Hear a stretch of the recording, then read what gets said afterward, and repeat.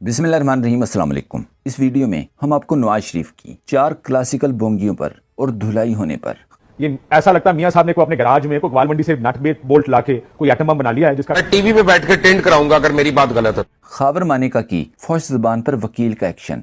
इस पर मुख्तलिफ सहाफियों और सियासतदानों के दिलचस्प मज़ाहिया और मालूमाती तबसरे दिखाएंगे। सबसे पहले जान लें कि इद्दत केस की समाअत के दौरान खावर मानेका की तरफ से जज के सामने गंदी जुबान का इस्तेमाल किया जाता रहा, जबकि जज सहमा हुआ सा बैठा रहा और फिर फैसला देने की बजाय चीफ जस्टिस को खत लिख दिया। लिखा, खावर मानिका ने मुझ पर अदम इत्मीनान का इजहार किया है। खावर मानिका और इनकी टीम ने हमेशा समाअत में खलल डालने की कोशिश की। अदम इत्मीनान की अपील इससे पहले भी खारिज हो चुकी है। खावर मानिका की जानिब से दोबारा अदम इत्मीनान के बाद फैसला सुनाना दुरुस्त न होगा। और फिर खावर मानिका इसी तरह फौश गालियां निकालता हुआ बाहर निकला तो एक वकील ने मुक्का मारकर जमीन पर गिरा दिया। खावर मानिका उठने के बाद तेजी से भागा, वो आगे और वकला उसके पीछे थे। फिर महाज शराफत ने लिखा, खावर मानिका को दिन में तारे दिखाने पर पूरी कौम अपने इस वकील भाई की शुक्रगुजार है जिसने कौम के दिलों की तर्जमानी की। कमल शोजम ने कहा, मैं बुशरा बीबी को सलाम पेश करती हूँ जिन्होंने इस घटिया और गलीज तरीन शख्स के साथ 28 साल गुजारे। आज जज साहब ने जजमेंट देनी थी, एंड टाइम पर इसने वही ड्रामा रचाया।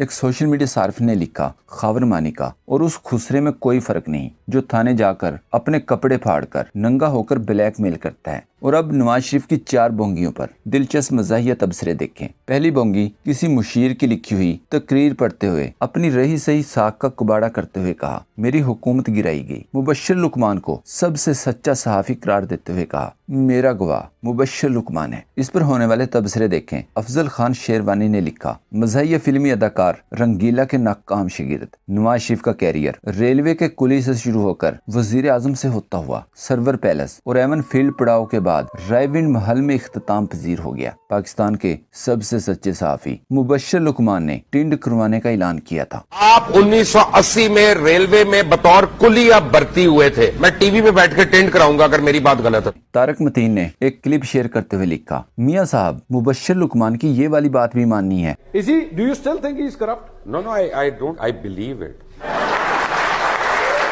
मलिहा हाशमी ने ट्वीट किया, इस गवाही की बात तो नहीं हो रही। मुबश्शिर लुकमान का ये ट्वीट देखें। लिखा था, या अल्लाह इंडिया को भी एक नवाज शरीफ अता फरमा ताकि इनका भी बेड़ा गर्क हो। एक सोशल मीडिया एक्टिविस्ट ने अपने एक ट्वीट में लिखा, ये बात हकीकत में मुझे भी नहीं पता थी कि नवाज शरीफ रेलवे में कुली भर्ती हुए थे। सदीक जान ने लिखा, जिन सहाफियों ने नवाज शरीफ की खातिर अपनी दुनिया और आखिरत खराब कर ली, जो नून लीग के लिए इस हद तक गिर गए कि अपनी आने वाली नस्लों के लिए भी शर्मिंदगी बन चुके हैं, इन सब में से किसी का नाम नहीं लिया। मियां साहब ने सभी काज़मी ने कहा, रावी तलत हुसैन, अबसार आलम, सुहेल वड़ैच, अंसार अब्बासी, नसरुल्ला वगैरह, इन तमाम सहाफियों की तबाही फिर गई जो गोबर को हलवा बनाते रहे। मुबश्शिर लुकमान का ये एक और पुराना बयान देखें। नवाज शरीफ इक़्तिदार की हवस में इस मुल्क की हड्डियों का गुद्दा भी चूस जाना चाहते हैं। मियां साहब के सर और आंखों पर इस वक्त इंतकाम की आग सवार है। नवाज शरीफ पर तंज करते हुए लिखा था, शाहीन मिसाइल की रफ्तार बहुत कम थी। नवाज शरीफ ने डॉक्टर अब्दुल कदीर खान को बताया, इनू वड्डा पलग लाओ ते नाले थोड़ी जी रेस वधाओ। एक और ट्वीट में कहा, नवाज शरीफ दुनिया का पहला बदमाश है जो धमकी भी पर्ची से पढ़कर देता है। दूसरी तरफ देखें, यौम तकबीर पर नवाज शरीफ की तरफ से पूरे सफ़ों के करोड़ों के इश्तिहारात दिए गए। स्क्रीन पर देखें, हुकूमत की तरफ से जितने भी इश्तिहारात दिए गए, इन इश्तिहारात में कहीं भी डॉक्टर अब्दुल कदीर खान मौजूद नहीं है। यौम तकबीर की सब तकरीरें भी सिर्फ इमरान खान के नाम पर थीं।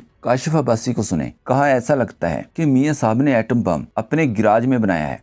ये ऐसा लगता है मियां साहब ने को अपने गराज में कोई ग्वाल मंडी से नट बोल्ट लाके कोई एटम बम बना लिया है जिसका क्रेडिट सारा उनका जाता है। डॉक्टर कदीर खान साहब का जो किरदार है वो तो भूला ही नहीं जा सकता। और शायद उन्होंने मुझे खुद भी बताया था कि वो फ्रिज में या कंटेनर में स्मगल हुए थे हॉलैंड का बॉर्डर क्रॉस करके जब वो प्लान्स लेकर पाकिस्तान आए। और आपने उस आदमी को तस्वीरों से गायब कर दिया। ऐसा लग रहा है कि ये जो धमाके थे ये मियां साहब ने कोई एटम बम खुद ही बनाया था जिसके धमाके कर दिए।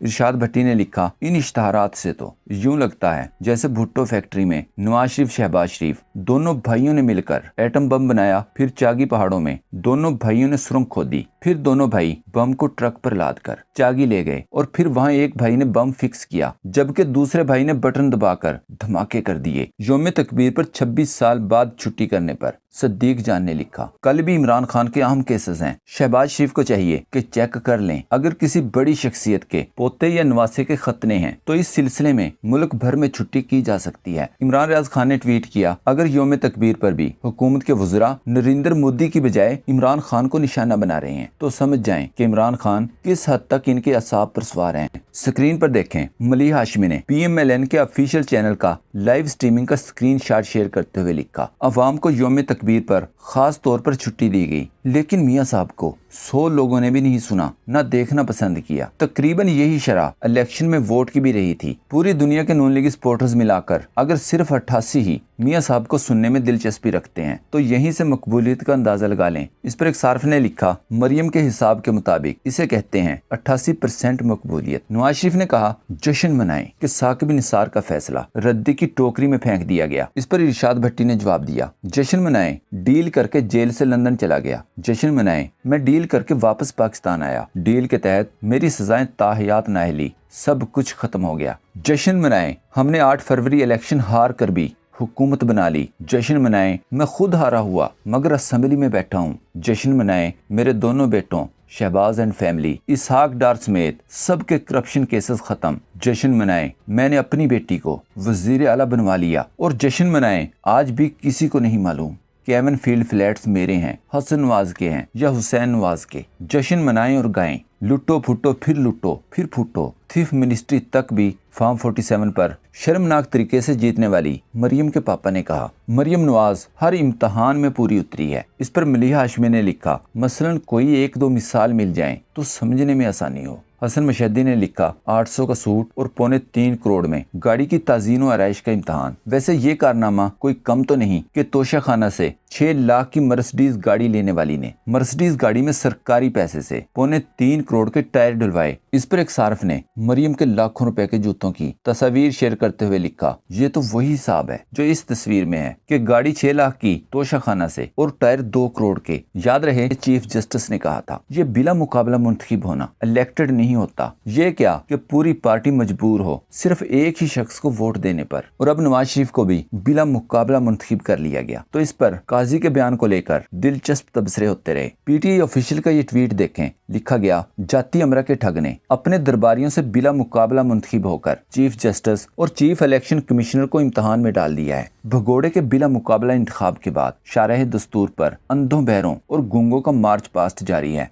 शख्सी आमरीत के रियासती गुलामों के पास गोद में पनागजीन मस्करे के खुराफात से भरपूर भाषणों पर सर धुनने के सिवा कोई चारा नहीं। अपने क्याम के कमोबेश 30 बरस बाद भी नून लीग की हैसियत शरीफों की जाती जागीर और इनकी नकम्मी औलाद के लिए विरासत बद से बढ़कर कुछ ना है। खुद आमरीत की गोद में सियासी जन्म पाने वाला 4 अशरों बाद भी गोद से उतरने और शख्सी आमरीत की चूसनी मुंह से निकालने को तैयार नहीं। तारीख के इस नाकाम तरीन रुस्वा जमाना सियासी दिहाड़ी बाज की जुबान, जमीर और अमल सब जंगल के नाम निहाद बादशाह के भारी भरकम कदमों तले हैं। इस पर समीना पाशा ने लिखा, PTI का ऑफिशियल अकाउंट चलाने वाला खा क्या रहा है आजकल, कौन है ये भाई?